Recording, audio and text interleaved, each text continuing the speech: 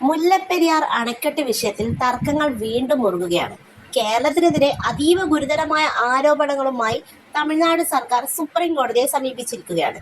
അണക്കെട്ടിന്റെ സുരക്ഷയുമായി ബന്ധപ്പെട്ട തർക്കങ്ങളിൽ പുതിയൊരു അധ്യായം കൂടി തുറക്കുകയാണ് ഈ നീക്കം. അണക്കെട്ടിന്റെ അറ്റകുറ്റപ്പണികൾ പൂർത്തിയാക്കാൻ കേരളം നിരന്തരം തടസ്സം നിൽക്കുകയാണെന്നാണ് തമിഴ്നാട് സുപ്രീം കോടതിയിൽ സമർപ്പിച്ച സത്യവാങ്മൂലത്തിൽ ഉന്നയിക്കുന്ന പ്രധാന ആരോപണം. അണക്കെട്ടിന്റെ സുരക്ഷ ഉറപ്പാക്കാനുള്ള തങ്ങളുടെ ശ്രമങ്ങളെ കേരളം അട്ടിമറിക്കുന്നെന്നും തമിഴ്നാട് വാദിക്കുന്നു. മാത്രമല്ല, അണക്കെട്ടിലെ ജലനിരപ്പ് 142 അടിയാക്കി ഉയർത്തുന്നതിൽ കേരളം അനാവശ്യമായ പ്രതിസന്ധികൾ സൃഷ്ടിക്കുന്നുവെന്നും തമിഴ്നാട് ആരോപിക്കുന്നുണ്ട്. വൃഷ്ടി പ്രദേശത്തെ മഴ, വെള്ളപ്പൊക്ക സാധ്യതകൾ എന്നിവയെക്കുറിച്ചുള്ള തത്സമയ വിവരങ്ങൾ കേരളം കൈമാറുന്നില്ലെന്നും ഇത് പ്രവർത്തനങ്ങളെ ബാധിക്കുന്നുണ്ടെന്നും സത്യവാങ്മൂലത്തിൽ വ്യക്തമാക്കുന്നു. ഈ വിഷയത്തിൽ കേരളത്തിന്റെ ഭാഗത്തു നിന്നുള്ള മറുപടിയും സുപ്രീം കോടതിയുടെ ഇടപെടലും ഏറെ നിർണായകമാണ്. കാലങ്ങളായി തുടരുന്ന മുല്ലപ്പെരിയാർ വിവാദത്തിൽ ഈ പുതിയ നീക്കം എങ്ങനെ മാറ്റങ്ങൾ വരുത്തുമെന്ന് കാത്തിരുന്ന് തന്നെ കാണണം.